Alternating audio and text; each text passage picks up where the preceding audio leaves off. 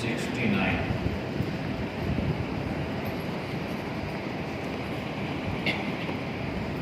أعوذ بالله من الشيطان الرجيم. بسم الله الرحمن الرحيم. قل إن الذين يفترون على الله الكذب لا يفلحون. متاع في الدنيا ثم إلينا مرجعهم ثم نذيقهم العذاب الشديد بما كانوا يكفرون. واتل عليهم نبأ نوح إذ قال لقومه يا قوم إن كان كبر عليكم مقامي وتذكيري بآيات الله فعلى الله توكلت فأجمعوا أمركم وشركاءكم ثم لا يكن أمركم عليكم أمة ثم قضوا إلي ولا تنصرون. فإن توليتم فما سألتكم من أجر إن أجري إلا على الله وأمرت أن أكون من المسلمين. فكذبوه فنجيناه ومن معه في الفلك وجعلناهم خلائف وأغرقنا الذين كذبوا بآياتنا فانظر كيف كان عاقبة المنذرين. صدق الله العظيم. ترجمہ. قل کہہ دیجیے ان الذین بے شک جو یفترون باندھتے ہیں منسوب کرتے ہیں علی اللہ اللہ پر الکذب جھوٹ لا یفلحون فلاح نہیں پائیں گے. متاع فائدہ ہے سامان ہے فی دنیا میں ثم پھر الینا ہماری طرف مرجعهم ان کا لوٹنا ہے ثم پھر نذیقهم ہم ان کو چکھائیں گے العذاب الشدید سخت عذاب بما كانوا یکفرون بسبب اس کے وہ کفر کیا کرتے تھے. وَاتْلُ تلاوت کر علیہ ان پر نبأ خبر نوح کی اذ قال جب کہا یہ قومی اپنی قوم سے یا قوم اے میری قوم ان کان اگر ہو کبرا بھاری علیکم تم پر مقامی میرا کھڑا ہونا وتذکیری اور میری نصیحت کرنا بھی آیات اللہ اللہ کی آیات کی فعلی اللہ بس اللہ پر توکلت میں نے بھروسہ کیا فاجمعوا بس تم سب جمع ہو جاؤ امرکم اپنے کام کو وشرکاءکم اور تمہارے شریک بھی ثم پھر لا یکن نہ ہو امرکم تمہارے کام کا علیکم تم پر غمۃ کوئی شبہ کوئی شک ثم پھر اقضوا کر گزرو علیہ میرے بارے میں ولا تنظرونی اور مجھے مہلت نہ دو. فإن پس اگر تولیتم تو پھر جاؤ فما پس جو سألتکم میں نے تم سے سوال کیا من اجر کسی اجر ان اجریہ نہیں ہے میرا اجر الا مگر علی اللہ اللہ پر وَأُمِرْتُ اور مجھے حکم دیا گیا ہے ان اکونا کہ میں ہوں من المسلمین فرما برداروں میں سے. فَكَذَّبُوهُ پس اس کو جھٹلایا فَنَجَّيْنَاهُ پس ہم نے ان کو نجات دی ومن اور شخص کو معاہو جو ان کے ساتھ تھا فی الفلک کی کشتی میں وجعلناہ اور ہم نے ان کو کیا خلیفہ بات کے لیے قائم کرنا، وَأَغْرَقْنَا اور ہم نے ڈبویا غرق کیا الذین ان لوگوں کو کذبوا بآیاتنا جنہوں نے جھٹلایا ہماری نشانیوں کو، فانظر پس دیکھیے کیف کان کیسے ہوا عاقبت انجام المنذرین ڈرانے والوں۔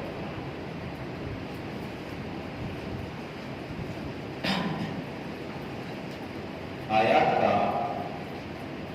ماقبل آیات کے ساتھ ربط اور تعلق یہ ہے، گزشتہ آیات میں اللہ نے اہل شرک کی اس بات کی تردید فرمائی تھی کہ اللہ ہر طرح کی اولاد سے پاک صاف اور محفوظ ہے۔ اللہ کو اولاد کی ضرورت اس لیے نہیں ہے کہ اللہ ان چیزوں کا محتاج نہیں ہے، وہ غنی ہے، وہ بے پرواہ ہے، وہ بے نیاز ہے، وہ کسی کا محتاج نہیں ہے، ساری کائنات اس کی محتاج ہے۔ پھر ان لوگوں کو جو اللہ کی طرف جھوٹی باتیں منسوب کیا کرتے تھے، ان سے اللہ نے پوچھا کہ یہ جو تم اللہ کے بارے میں یہ عقیدہ اور نظریہ رکھتے ہو کہ اللہ اولاد رکھتا ہے، تو کیا اس کی تمہارے پاس کوئی دلیل ہے، کوئی سند ہے، یا یوں ہی اپنی طرف سے باتیں بنا لیتے ہو اور ان باتوں کو اللہ کی طرف منسوب کرتے ہو؟ تو اللہ نے فرمایا اللہ کے بندوں کیوں ایسی حرکتیں کرتے ہو؟ آج کی آیات میں اللہ نے نبی علیہ السلام کو حکم دیا اور فرمایا کوئی آپ خود یہ اعلان فرمائیں، ان لوگوں سے کہہ دیں ان الذین یفترون علی اللہ کذبا لا یفلحون، جو بھی آدمی کائنات میں آئے اور وہ اللہ پر جھوٹا بہتان باندھے، افطرا کا معنی ہے بہتان باندھے، اور بہتان کہتے ہیں کہ کسی کی طرف غلط بات کو منسوب کر لینا، یہ بہتان ہے۔ اس لیے نبی علیہ السلام نے فرمایا کہ پیٹھ پیچھے باتیں کرنا حرام ہے، غیبت ہے۔ اگر وہ جو پیٹھ پیچھے آپ باتیں کر رہے ہیں، اگر وہ چیز اس میں موجود ہو تو پھر تو یہ غیبت ہے، اور اگر وہ چیز اس میں موجود نہ ہو، وہ برائی وہ عیب اس میں موجود نہ ہو، اللہ کے نبی نے فرمایا کہ پھر یہ اس پر بہتان ہے۔ لہذا کوئی آدمی غیبت کرے تب بھی، کوئی آدمی پیٹھ پیچھے کسی پر بہتان باندھے تب بھی، قرآن نے اس کے بارے میں فرمایا ویل، اس کے لیے ہلاکت ہے۔ ویل ویل لکل ہمزۃ لمزہ میں اللہ نے اسی چیز کو بیان فرمایا۔ تو جو اللہ کی طرف غلط بات منسوب کرے گا، یعنی غیر دین کو وہ دین بنا کر پیش کرے گا، غیر اسلام کو اسلام سمجھ کر وہ لوگوں کے سامنے پیش کرے گا، تو اللہ نے فرمایا یہ اللہ پر جھوٹا بہتان ہے، اور جو آدمی بھی اللہ کی طرف جھوٹی بات منسوب کرے گا وہ کامیاب نہیں ہو سکتا، وہ فلاح نہ پا سکتا۔ یہ تو اللہ نے اپنے بارے میں بیان فرمایا، نبی علیہ السلام نے بھی اپنے بارے میں ارشاد فرمایا۔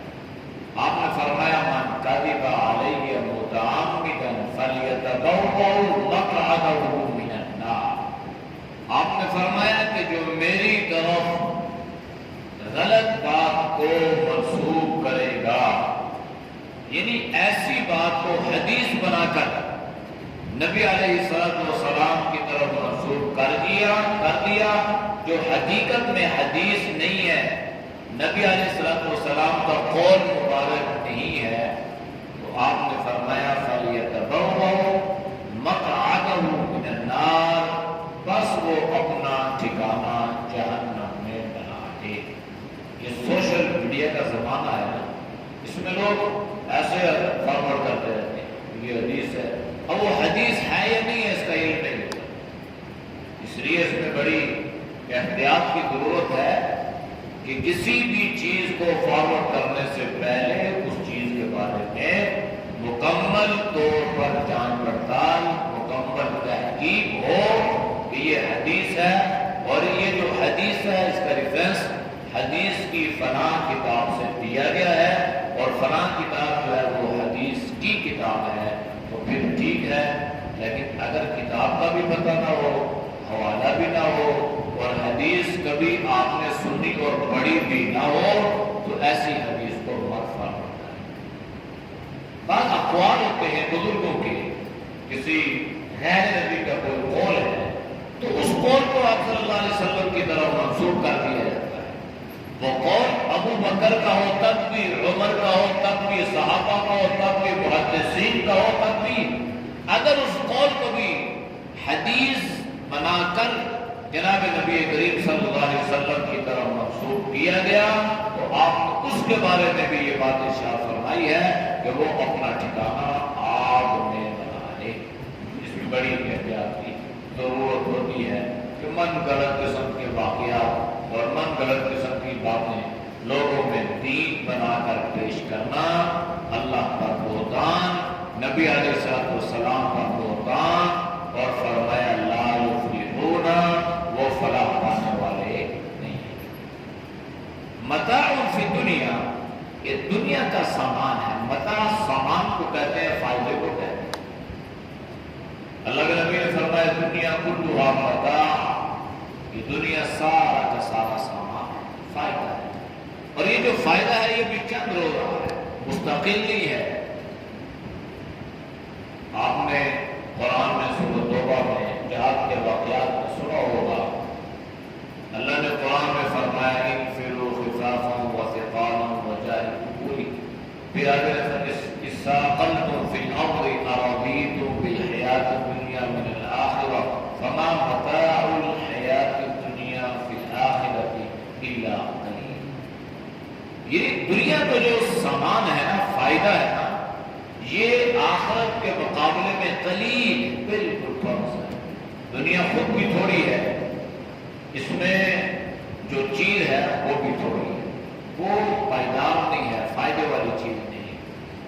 تو اب اللہ نے اس بات کو کیوں بیان فرمایا کہ انسان غیر دین کو دین بنا کر کیوں پیش کرے گا؟ دنیا کے لیے، پیٹ کے لیے، من گھڑت باتیں لوگوں کے سامنے پیش کرے گا، تو اللہ نے کیا فرمایا؟ متاع فی دنیا، یہ دنیا کا تھوڑا سا سامان ہے، یہ پیٹ تمہارا بھرے گا نہیں پھر بھی، اور اللہ اور اللہ کے رسول کی طرف غلط باتیں منسوب کرتے ہو اور اس کو دین بنا کر پیش کرتے ہو، تو فرمایا کہ یہ انصاف کا تقاضا نہیں ہے، یہ شرعی بات نہیں ہے، اور یہ صرف اپنے نفس کے لیے، اپنے ذاتی مفاد کے لیے ایسا کرتے ہو، لہذا ثم الینا مرجعکم، وہ تو آپ نے خود اتاری تھی اس کی عمرے صاحب، وہ تو آپ خود اتاری تھی،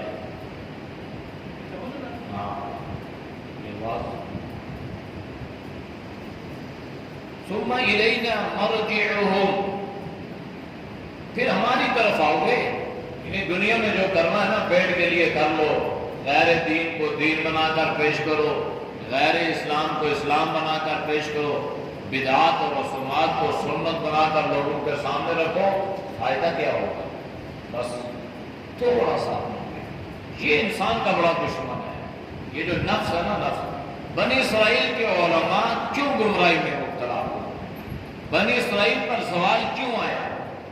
صرف اس نفس کے خاطر، غیر دین کو دین بنا کر پیش کر، پھر دین بھی اپنی مرضی کا، جو آدمی جس طرح کا فتویٰ پسند کرتا وہ علماء اس کو اسی طرح کا فتویٰ جاری کرتے۔ تو قرآن نے مذمت بیان کی، یا ایھا الذین آمنوا ان کثیرا من الاحبار والرہبان لیأکلون اموال الناس بالباطل، کہ لوگوں کا مال ناحق طریقے سے کھاتے ہیں یہ علماء اور یہ درویش لوگ، یہ اپنا ٹھکانہ جہنم میں بنا۔ اللہ نے سخت مذمت بیان فرمائی، تو فرمایا آؤ گے ہماری طرف، جو کرنا ہے کر لو، پھر آخر موت ہے، اللہ کی طرف جانا ہے۔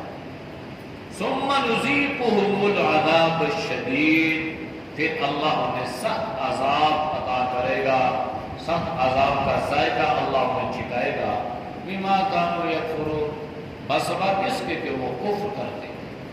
کفر کیا تھا؟ غیر دین کو دین بنا کر پیش کرنا، غیر اسلام کو اسلام بنا کر پیش کرنا، اللہ پر بہتان باندھنا، نبی کریم صلی اللہ علیہ وسلم کی طرف یا انبیاء علیہ السلام کی طرف وہ جھوٹی باتوں کو منسوب کرتے تھے اور اپنی طرف سے بات کو لکھ کے کہتے تھے یہ اللہ کا حکم ہے، یہ پیغمبر کا فرمان ہے، تو اللہ نے فرمایا پھر اللہ انہیں عذاب دے۔ اللہ نے آپ صلی اللہ علیہ وسلم کو تسلی دی، اور تسلی انسان کو کچھ واقعات سے ہوتی ہے، اور بالخصوص وہ واقعات جو ماضی میں ہو چکے ہیں، تو اس انسان کو بڑی تسلی ہوتی ہے۔ کوئی آدمی بیمار ہو نا، بیمار ہے، آپ اس کی بیمار کرسی کے لیے ہیں، بھائی کیا بیماری ہے؟ یہ بیماری ہے، تو انسان کہتا ہے کہ یہ تو اس بیماری کا علاج آ گیا ہے، پہلے زمانے میں ایسا تھا اور اب ایسا ہے، یعنی آپ اس کو حالات سے آگاہ کر رہے ہیں، اس کو آپ تسلی دے رہے ہیں۔ ہمارے ہاں ایسا نہیں ہوتا، ہمارے ہاں مریض کی عیادت جب کرنے آتے ہیں، بھائی کیا بیماری ہے، کیا ہو گیا؟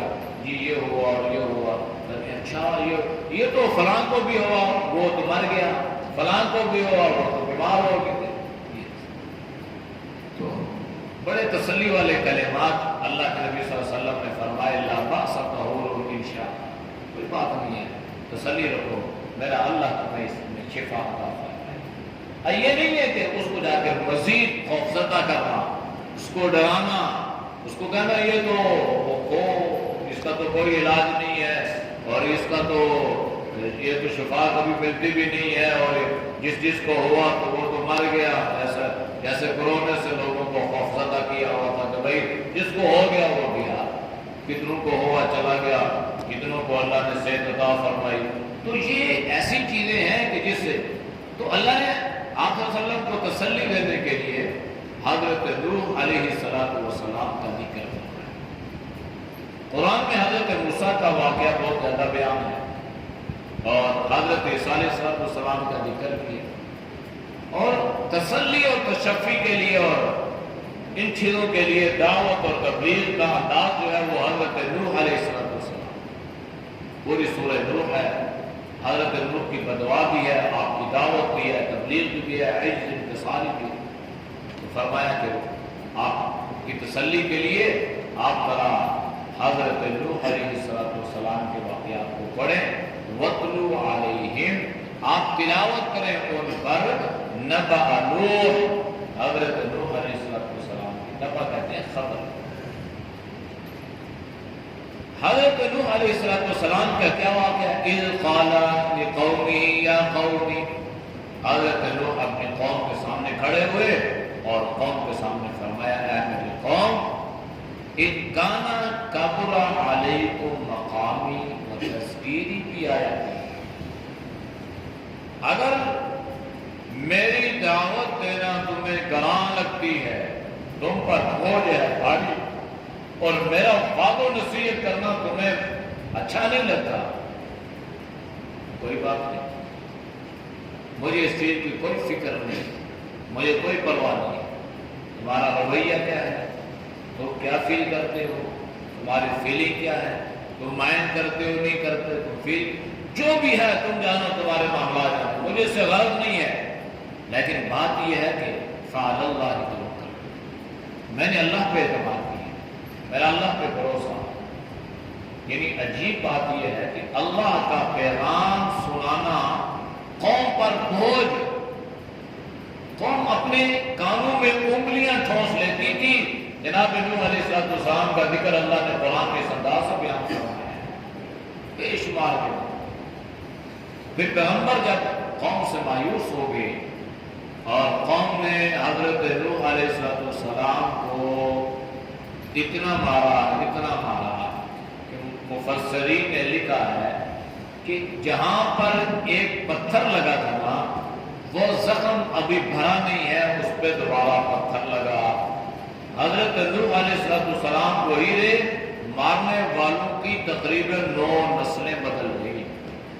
کتنا حضرت نوح علیہ السلام، اور ایک ایک جگہ پہ تقریباً 9 مرتبہ ایک پتھر لگا۔ یہ سب سے زیادہ دعوت پر جو مار کھائی ہے، قوم کی طرف سے مزاحمت کا جو سامنا ہوا وہ حضرت نوح علیہ السلام۔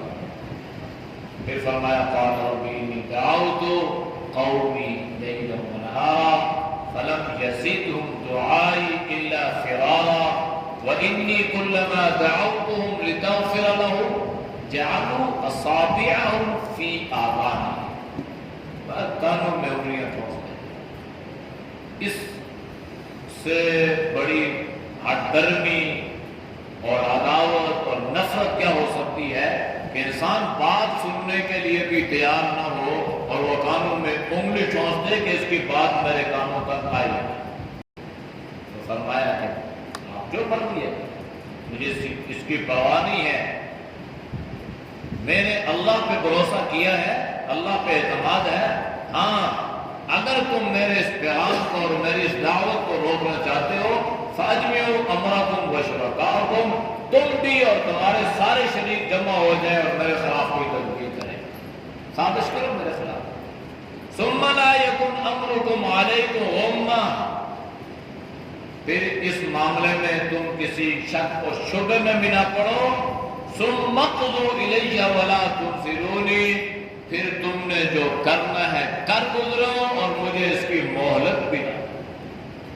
یہ حضرت نوح علیہ السلام کا جو انداز ہے نا، یہ بالکل آخری دنوں کا انداز ہے، یہ پہلا انداز نہیں ہے۔ پہلے تو آپ قوم کے سامنے کھڑے ہیں، میری قوم مان لو یہ کرو۔ اب قوم کے سامنے جب پتہ چل گیا اللہ کی طرف سے کہ اب اس قوم کے مقدر میں ہدایت نہیں ہے، ان کے نصیب میں ہدایت نہیں ہے، اور یہ اتنی ضد اور عداوت اور ہٹ درمی پہ اتر چکے ہیں، تو آپ پیغمبر نے فرمایا ٹھیک ہے، اب تم میرے خلاف جو کر سکتے ہو کر لو، مجھے اس کی کوئی پرواہ نہیں ہے، اس لیے کہ میرا اعتماد، میرا یقین، میرا بھروسہ اللہ پر ہے اور اللہ میری مدد اور نصرت فرمائے۔ پھر اللہ نے نوح علیہ السلام کو حکم دیا کہ آپ کشتی تیار کریں۔ حضرت نوح کشتی تیار کر گئے، درخت کاٹے، پٹے بنائے، معمار بن گئے، خود مستریوں کا کام کر رہے ہیں، کشتی تیار ہو گئی، لکڑ گئی۔ اب قوم حضرت نوح علیہ السلام کے اس معاملے کا مذاق اڑانے لگے، شوق کشتی کیا اور اللہ کا عذاب آئے گا، میں اس کشتی پہ سوار ہو جاؤں گا، تم ڈوب جاؤ گے۔ قوم مذاق کرنے لگا، کشتی کہاں چلے گی؟ زمین پہ چلے گی، پانی تو پینے کے لیے نہیں ملتا ہے، کشتی بنا مذاق۔ پھر یہاں تک ان لوگوں نے کہ کسی نے آ کے اس کشتی پر، کشتی میں بہانا کر دیا۔ تو اللہ کا بھی بڑا عجیب نظام ہے نا، اللہ ایسوں کو ایسی ہی صلاح دیتے ہیں۔ ایک آدمی وہاں سے گزرا، بارش ہوئی، وہ بارش کے چھینٹے اس نے کہا بھائی اس میں تو شفا ہے۔ وہ قوم آئی اور اس نے اس کشتی کو یوں صاف کر دیا کہ پہلے سے بھی شیشے کی طرح چمکنے لگی، جو اس میں شفا ہے۔ وہ بہانا تھا، وہ غلاظت تھی، لیکن قوم نے کہا اچھا ایسا کیا تو پھر تمہاری سزا بھی ایسے ہے۔ جیسے آج کوئی گائے کی پوجا کر رہا ہے، کوئی گھوڑے کی کر رہا ہے، اللہ نے ان کو یہ سزا دی ہوئی ہے۔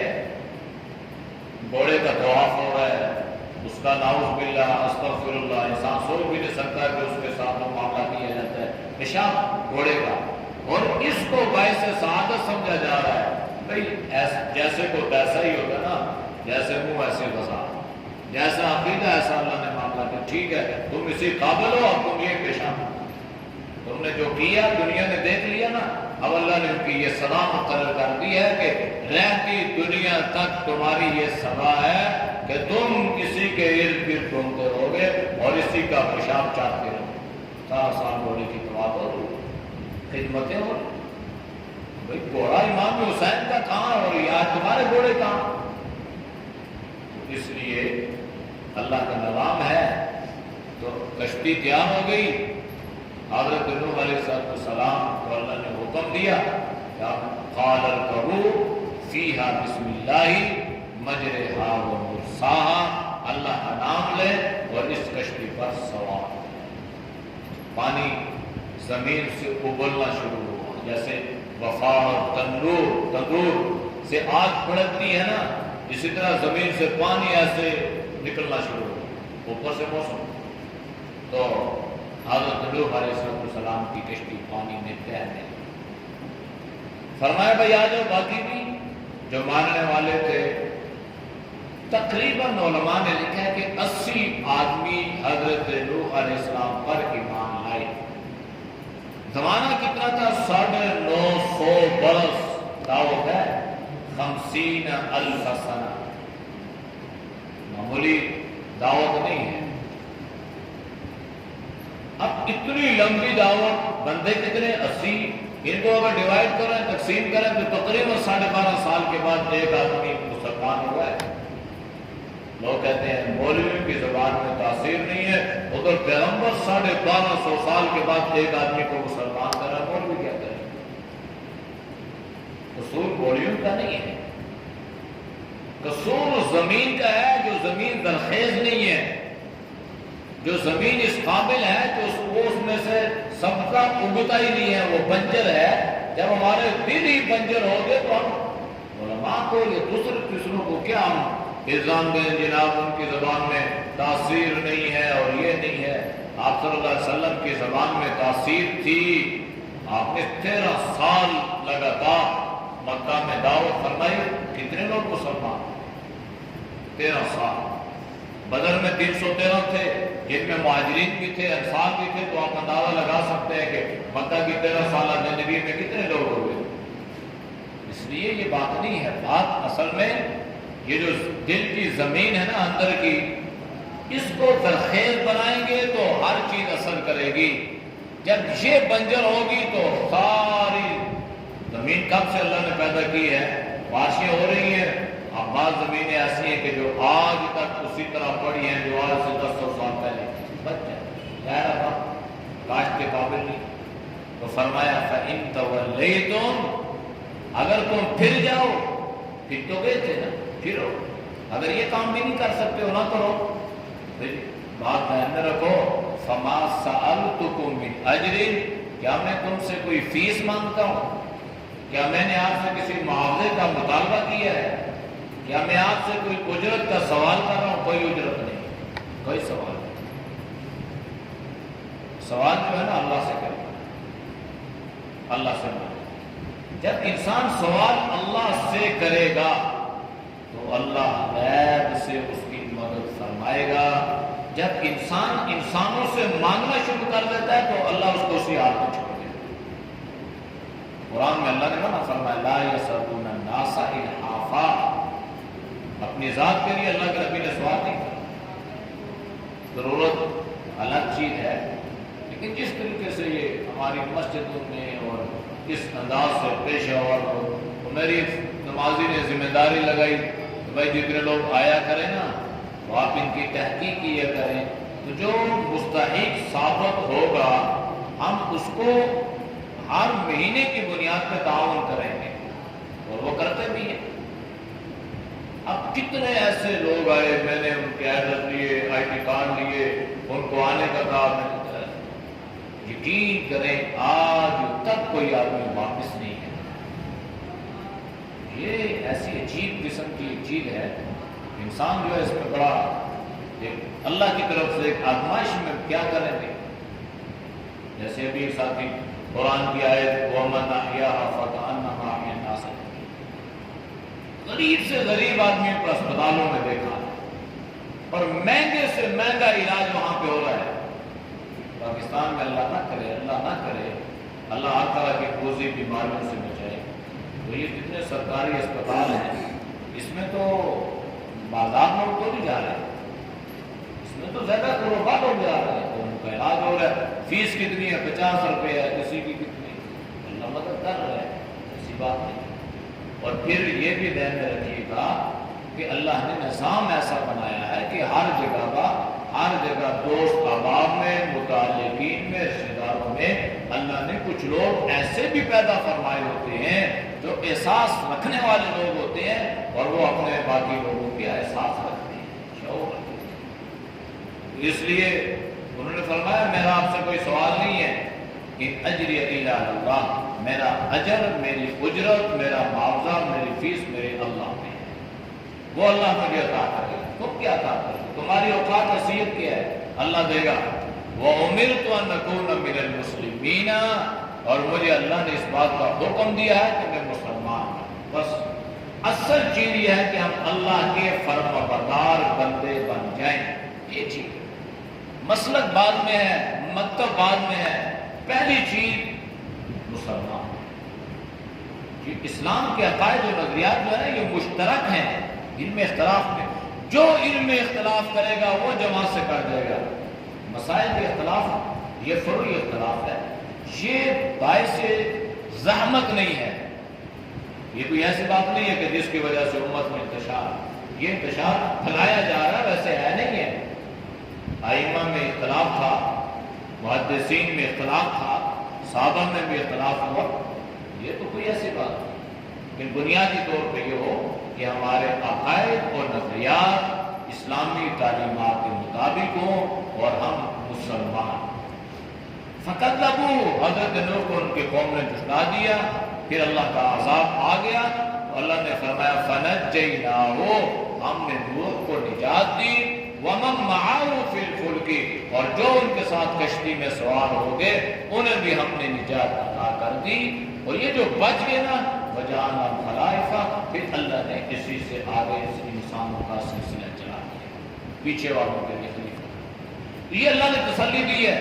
بھائی نوح علیہ السلام کی مخالفت اور ان کی دعوت اور ان کا انداز، پھر اللہ کی پکڑ دیکھیے کہ کس طریقے سے اللہ نے ان کو پکڑا۔ تو یہ لوگ اس سے کیوں غافل ہو رہے ہیں کہ اگر قوم لوگ پر اللہ کا عذاب آ سکتا ہے تو قریش پر بھی اللہ کا عذاب آ سکتا ہے، مکہ والوں پر بھی اللہ کا عذاب آ سکتا ہے۔ یہ ان کو ڈرایا گیا، دھمکایا گیا، اس لیے فرمایا کہ نوح علیہ السلام کا ذکر کریں اور ان کے عذاب سے اور ان کی قوم کے حالات سے بے خبر مت۔ وَأَغْرَقْنَا الَّذِينَ كَذَّبُوا بِآيَاتِنَا، اور فرمایا کہ ہم نے ان لوگوں کو غرق کر دیا، ہلاک ہو گئے جنہوں نے ہماری آیات کو جھٹلایا تھا۔ فَانظُرْ كَيْفَ كَانَ عَاقِبَةُ الْمُنذَرِينَ، پھر دیکھیے کہ ان لوگوں کا انجام کیسے۔ اعوذ باللہ من الشیطان الرجیم، بسم اللہ الرحمن الرحیم، قل ان الذین يفترون على الله الكذب لا يفلحون، متاع في الدنيا ثم إلينا مرجعهم ثم نذيقهم العذاب الشديد بما كانوا يكفرون، واتل عليهم نبأ نوح إذ قال لقومه يا قوم إن كان كبر عليكم مقامي وتذكيري بآيات الله فعلى الله توكلت فأجمعوا أمركم وشركاءكم ثم لا يكن أمركم عليكم غمة ثم قضوا إلي ولا تنزلون، فإن توليتم فما سألتكم من أجر إن أجري إلا على الله وأمرت أن أكون من المسلمين فكذبوه فنجيناه ومن معه في الفلك وجعلناهم خلائف وأغرقنا الذين كذبوا بآياتنا فانظر كيف كان عاقبة المنذرين. دس کے بارے میں ساتھی کہہ رہے تھے کہ عشاء کے بعد وہ تو کیا مشورہ ہے؟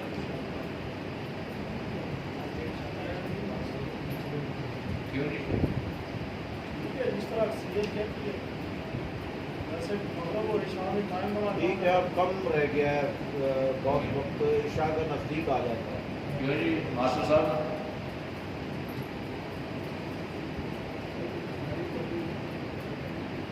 اگر کسی کا کوئی مسئلہ ہے تو وہ بتا دے کہ یہ سیریس مسئلہ ہے. ہم تو یہ تو پھر دیکھ لیتے ہیں نا، گنجائش اگر بنتی ہے تو بنا لیں گے، کوئی مسئلہ نہیں ہے. ٹائم تھوڑا زیادہ ہو جاتا ہے، اس کو تھوڑا 5-10 منٹ کم کر لیں گے، یہ کر سکتے ہیں. کیوں نہیں؟